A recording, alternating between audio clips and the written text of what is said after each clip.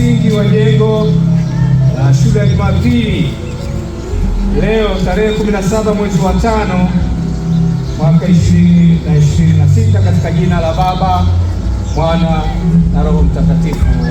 Amen. Amen.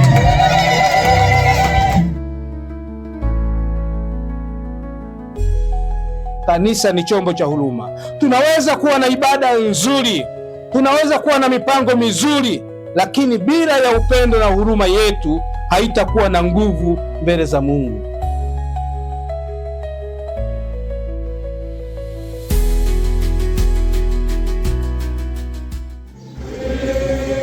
Na mpendo wa mtazamaji ambaye unaendelea kutufuatilia, tukio ambalo linafuata sasa ni ibada ya kuhamishwa kwa madhabahu, ambayo ibada hii inaongozwa na Mheshimiwa Baba Askofu wa Dayosisi ya Morogoro, Daktari George N. Rupindua, akishirikiana na msaidizi wa askofu wa Dayosisi ya Morogoro, Mchungaji Peter Makala, lakini kushoto mwa Baba Askofu akiwa amesimama baba dini mstaafu wa Dayosisi ya Morogoro, Mchungaji Tengeneza.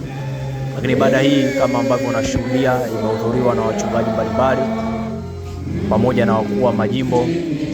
Kwa mbele hapa ninamwona mkuu wa jimbo mwenye jimbo lake Mchungaji Makule, lakini pia namwona mkuu wa jimbo la Tuliani Mchungaji Janga na wakuu wa majimbo wengine ambao wameungana katika ibada hii. Endelea kutufuatilia na Mungu akubariki sana.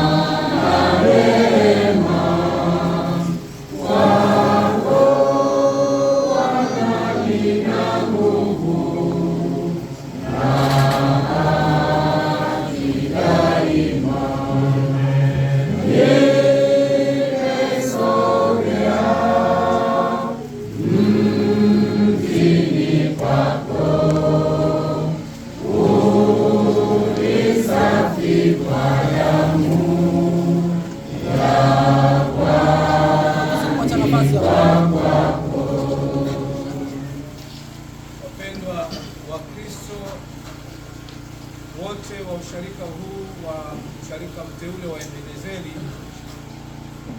mahali hapa tuliposimama ni mahali patakatifu ambapo Mungu alisema na watu wake. Neno la Mungu na sakramenti vilitolewa katika madhabahu hii. Ubatizo ulifanyika katika madhabahu hii. Na sasa Mungu anapenda kutumia madhabahu hii na tuihamishe ikatumike kwa upande mwingine, kwa mamlaka niliyopewa na Kanisa la Kiinjili la Kilutheri Tanzania Dayosisi ya Morogoro. Ninapenda sasa kuihamisha madhabahu hii katika jina la Baba na la Mwana na Roho Mtakatifu. Amen. Amen. Tuombe. Mungu mtakatifu, Baba wa mbinguni, katika jina la Yesu tunakushukuru kwa ajili ya wote waliopokea huduma katika madhabahu hii.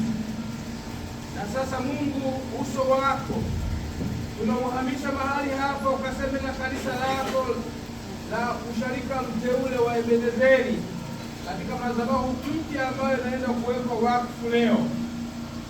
Baba, watoto wako watakapoingia katika madhabahu hii mpya ambayo Mungu utakwenda kuonekana, wewe ukaachilie baraka kwa ajili ya watoto wako. Ninakusihi Mungu, faraja yako na neno lako la uzima na sakramenti vitakavyotolewa viimarishe imani ya watoto wako. Na sasa ninaivunja madhabahu hii rasmi kwa jina la Baba na la Mwana na Roho Mtakatifu. Amen. Amen.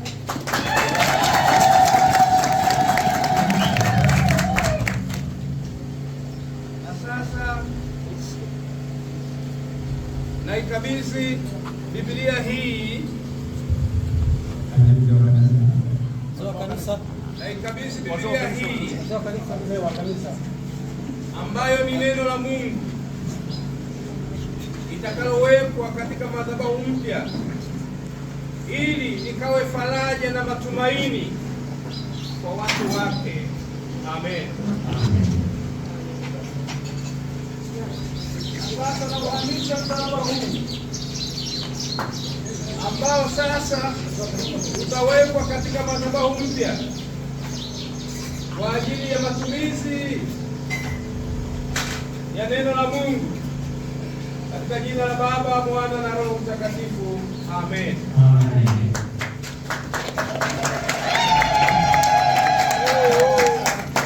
Mchungaji atatangulia.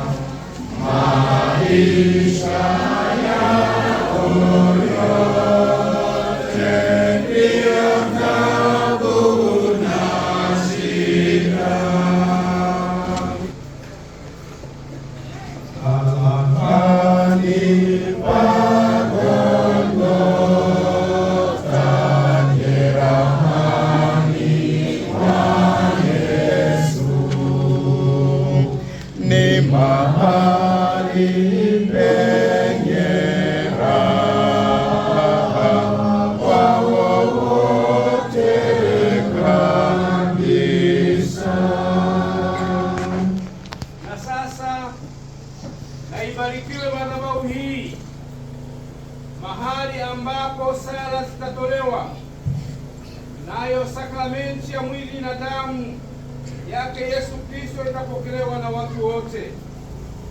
Na libarikiwe sasa batizio ambalo litawekwa hapa kwa ajili ya maisha ya Wakristo wa wapya watakaoingia kwa ajili ya kumpokea Yesu na kuwa Bwana na Mwokozi wao, ili wafanyike watu wapya na Yesu aingie ndani mwao akafanye makao kwao. Na sasa ninaiweka mimbara hii takatifu mikononi mwako, mahali ambapo neno la Mungu litahubiriwa, ili neno hili likawe taa na mwanga, liwaongoze katika maisha, mwili, roho na akili, wakiendelea kumtafuta Mungu katika maisha yao.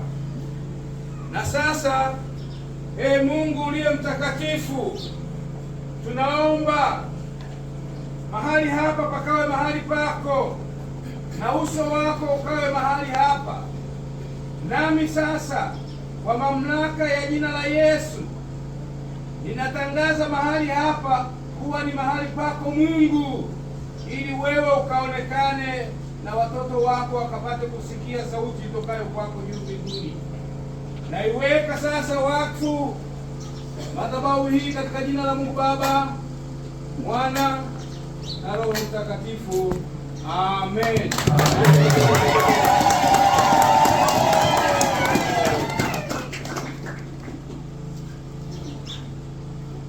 Na sasa msalaba ni alama, ishara na matumaini, nami naweka wakfu katika jina Baba, Mwana na Roho Mtakatifu.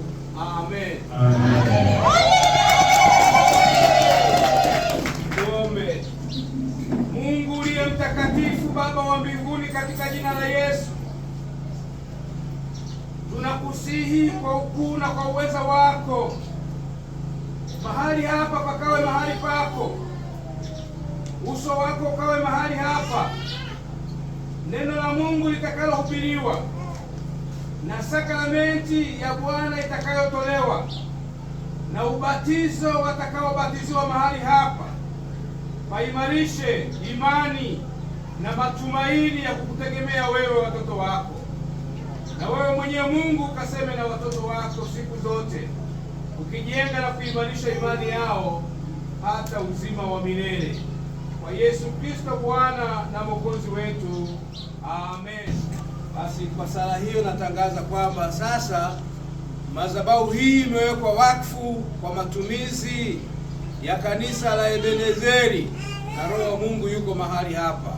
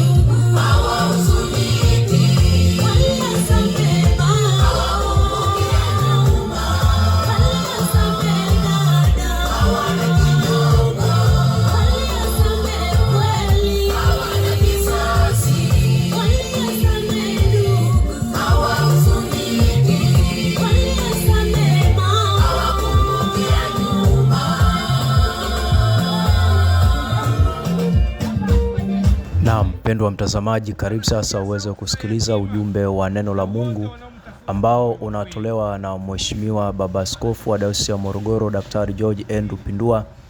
Na kwa mujibu wa kalenda ya Kanisa la Kiinjili la Kilutheri Tanzania, Baba Askofu amesoma neno kutoka Injili ya Mathayo sura ya 20 mstari wa 29 hadi mstari wa 34, ikiwa ni siku ya Bwana kabla ya Pentekoste, siku ambayo kwa Kilatini inaitwa Exaudi, yenye maana kwa Kiswahili usikie kuomba kwetu. Mungu anasikia. Na hili ndilo Mungu analolitamani kuliona kanisa, ambalo kanisa linakuwa kimbilio, kanisa linaowajali wengine, kanisa linaloheshimu utu wa mtu, kanisa linalolia pamoja na wanaolia na linalofurahi pamoja wanaofurahi. Lakini kuna watu daima wanaweza wakakaa wakakuombea mabaya, wakifikiri kwamba wao wataishi maisha yao yote hapa duniani. Mungu anasikia kilio. Ndani ya kanisa la leo kuna watu wengi wanaobeba majeraha ya moyo. Kuna watu wanabeba huzuni na mahitaji mbalimbali. Wapo wanaolia kimya kimya, wakihitaji faraja, wakihitaji msaada, na upendo wa Kristo. Kanisa linapaswa kuwa sehemu ya kuwasikiliza na kuwainua watu hawa badala ya kuwapuuza. Sisi tunawapuuza watu, tunawapuuza watu. Sasa sio wito wa kanisa. Wito wa kanisa ni kuwajali na kuwasaidia wao. Lakini jambo la pili, tusitumie nafasi zetu kuwakandamiza wanyonge. Umati wa watu walionyesha jambo la ajabu sana kwa watu wenye shida, lakini wao wanaonyesha jambo la ajabu. Ajabu waliotumia, waliwakemea wale vipofu ili wanyamaze.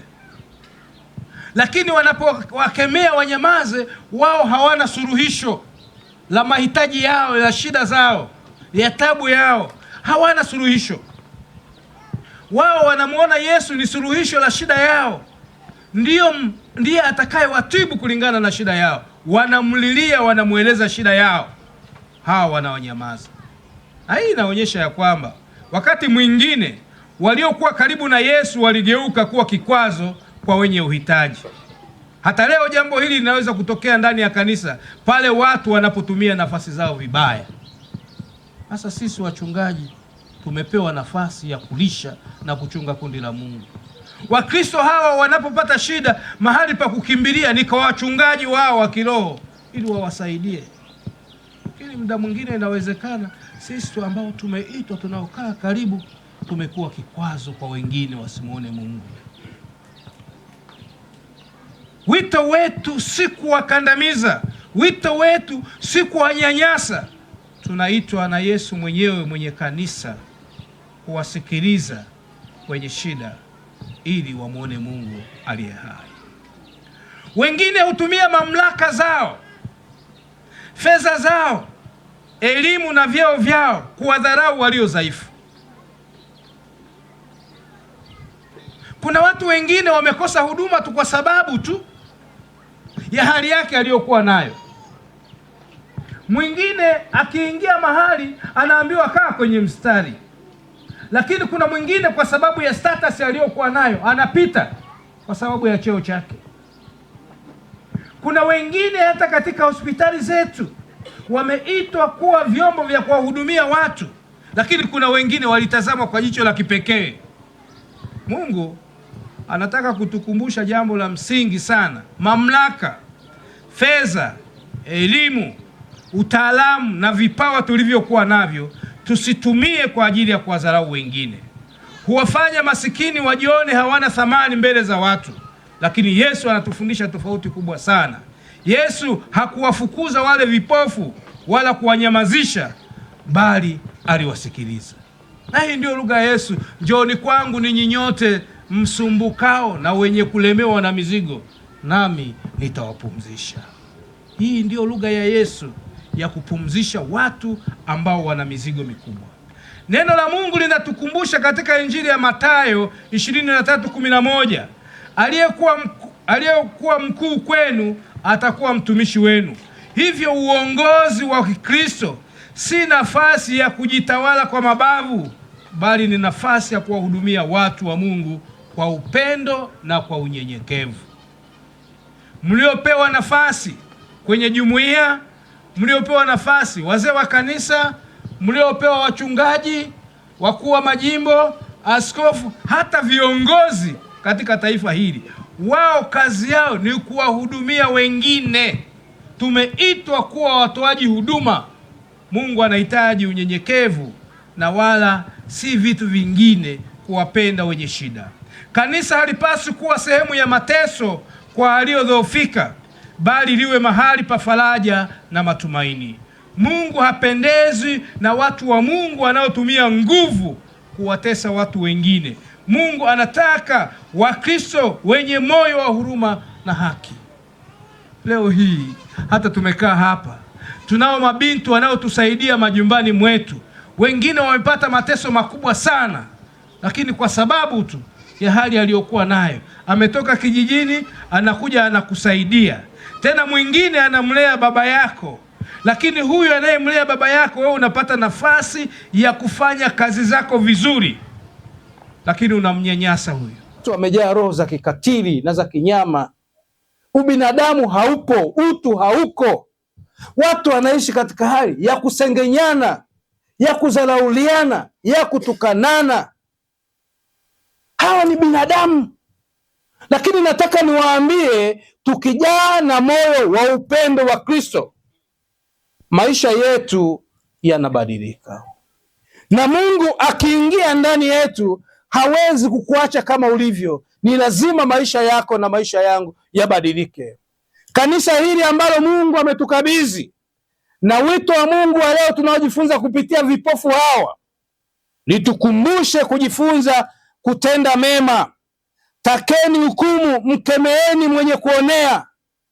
Unamkuta mtoto anabakwa, mama anasema tendo hili siwezi kusema, nikisema mume wangu atafungwa miaka. Unakuta mtu anafanya tendo la kinyama, watu wananyamaza, ukatili unaendelea. Ninyi mlioitwa na Yesu mkawe sauti ya wengine, sauti ya wanyonge. Mteteeni yatima, wateteni wajane. Hii ilikuwa ni sauti ya Mungu katika Isaya 1:17. Sauti hii ilikuwa ndiyo sauti ya Mungu, na ndiyo sauti ya Mungu inayosema sasa. Mafundisho haya yatusaidie sisi ili tuwe watu wema, watu wenye upendo, watu wa kuwajali wengine, kuwathamini wengine, kuwaheshimu wengine. Na hili ndilo kanisa Mungu ambalo anatuagiza. Mungu anapendezwa na kanisa linalowajali walio na uhitaji, walio dhaifu. Tusitumie nafasi zetu kuwafanyia wengine wajione hawafai mbele za Mungu. Ninyi mlioitwa kuwa watumishi katika kanisa la Mungu, tumieni nafasi zenu kwa kuwahudumia watu vizuri, kwa kuwatendea mema. Msitumie nafasi zenu kama daraja la kuwakandamiza wengine na kukata tamaa katika maisha yao. Badala yake tuwe faraja, tuwe daraja la kuwafikisha watu kwa Yesu kupitia upendo, haki na huruma ya kweli. Maana wale walipowazuia, tafasiri yake wangeshindwa hata kupata uponyaji, lakini kwa sababu ya tukio la kukutana na Yesu, Yesu akaponya maisha yao na wakawa salama. Hivyo ndugu zangu, hili ndilo kanisa ambalo Mungu analileta kwetu, kanisa lenye kujawa na moyo wa upendo. Na tunajifunza habari nzuri ya yule Msamaria ambaye alikuta mtu yuko njiani amepata mateso, lakini yeye bado anamchukua, anamhudumia kwa fedha zake na kwa hela kwa usafiri wa kwake, hadi anapoona kwamba mgonjwa huyu amepona, na yeye anasema gharama zote mimi nitalipa. Tusifanye matendo ya kujionyesha ili watu watuone, ila tutende matendo yenye kuleta baraka na watu wamuone Mungu katika maisha yao ya kila siku. Kristo wenzangu, andiko hili litukumbusha ya kwamba Yesu Kristo anasikia kilio cha watu wanaomuita kwa imani. Tukimuita Yesu kwa imani, yeye anaitika. Tunapopeleka mizigo yetu kwake, yeye anatuondolea na kutuponya. Tunaitwa kufuata mfano wake kwa kuwahurumia wenye shida na kuwasaidia walio na madhaifu katika maisha yao. Ndugu zangu, tusiwe sehemu ya watu wanaowazuia wengine kumuona Yesu. Mkristo usiwe kikwazo cha wengine kumuona Yesu. Na wengine mimi naumiaga kweli, yaani roho yangu inauma sana. Hawa wachungaji hawa wanafanya kazi usiku na mchana, wanawaombea wachungaji hawa, wanawatembelea, wanawapa chakula cha Bwana wachungaji hawa, lakini siku inapofikia hata ya kusema mkate wake, kuna mwingine anasimama anasema hatuna hela. Washirika hawa wametoa sadaka zitunze na mtumishi wao, lakini kuna wengine kwa nafasi walizokuwa nazo wananyanyasa watumishi hawa wa Mungu. Mnafikiri kwamba tunafungua baraka au tunazifunga baraka? tunazifunga. Niwaombe sana wapakwa mafuta wenu waheshimuni, kwa sababu wanakesha kwa ajili yenu, wanaomba kwa ajili yenu, wanalia pamoja na ninyi, wanawatembelea ili kusudi muweze kumwona Mungu anayefanya kazi pamoja nao. Ndugu zangu, Wakristo wenzangu, Mungu ametuleta tusiwafanye wakaingia katika makwazo ya utumishi wetu. Lakini watumishi, msiwe kwazo kwa hao kundi ambalo Mungu ametukabidhi. Yesu mwenyewe ametuita akatuambia, lisha na uchunge kondoo zangu. Naomba wachungaji, mmeitwa kufanya kazi ya Mungu, lisheni kundi la Mungu, msiwe kikwazo ili watu wasije wakamuona Mungu katika maisha yao. Msiwahudumie watu kwa sababu ya taito zao, kwa sababu ya nyadhifa zao. Msiwanyamazishe watu, bali ninyi mkawe chanzo cha kuwakaribisha na kuwapokea ili wamuone huyu Yesu ambaye Mungu ametukabidhi kundi hili. Ndugu zangu wapendwa, Wakristo wenzangu na watumishi wenzangu, Bwana atujalie moyo wa huruma. Mungu atujalie moyo wa unyenyekevu. Mungu atusaidie tuwe na moyo wa upendo, ili kanisa lake liwe mahali pa faraja, haki na matumaini kwa watu wote. Amen. Amen. Usinipite Mwokozi, unisikie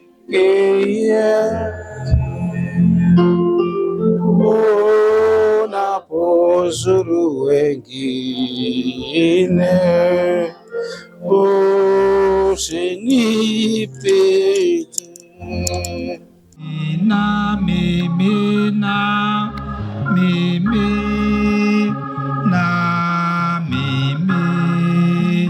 ni bariki, na mimi nipitie baba yangu kweli, mimi mkosaji, wakosaji waita uniite, nami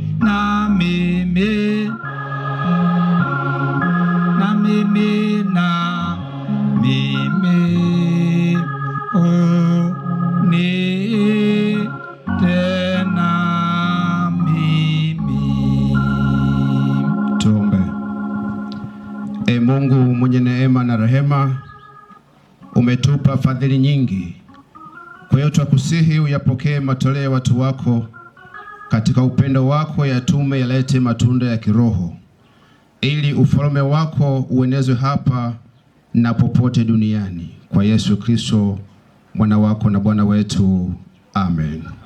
Nitamshukuru Bwana kwa moyo wangu wote.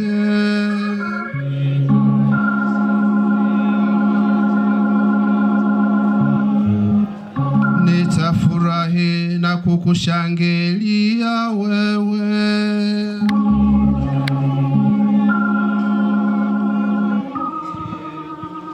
Mwenyezi Mungu Baba wa rehema, umeagiza maombezi yafanyike kwa ajili ya wote.